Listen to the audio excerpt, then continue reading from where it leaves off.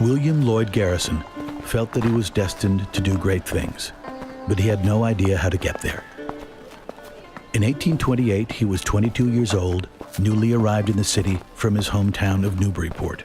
William Lloyd Garrison was an impoverished northerner who lost his parents when he was young, and he came across the issue really by chance and worked very hard for 30 years, published a paper almost every week by hand himself to fighting against slavery. The entire narrative of his life is surprising.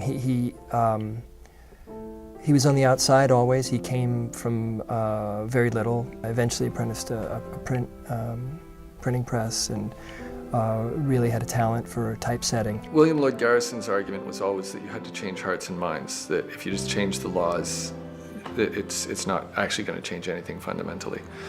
And as it turned out, the end of the abolitionist era was they did away with slavery. They changed the laws, but they hadn't changed hearts and minds really. And what the civil rights era does almost a century later is they change hearts and minds. And I think it will always be a relevant story because what the abolitionists did only 50 years after the birth of the Republic was they held out a vision of a more perfect society. My dear Mr. Douglas, join me.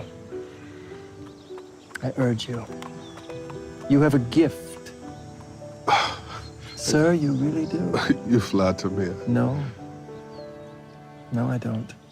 Garrison was a mentor for Frederick Douglass and loved him dearly, I think, like a son. And then Frederick Douglass went his own way and came to disagree with some of Garrison's ideas and philosophies. And it was incredibly painful for Garrison, and they had a very public rift and a big argument publicly that was very painful for both of them. And it's this kind of intersection of the political and the personal that I think makes this story so compelling. The great kind of genius, the simple genius of what Garrison did was that he put himself in someone else's shoes.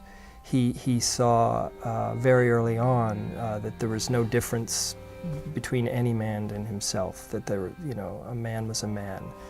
And he took the issue of abolition entirely personally, because he just said, for a second, imagine yourself in the shoes of someone who's enslaved, and it all just kind of was completely simple to him from there.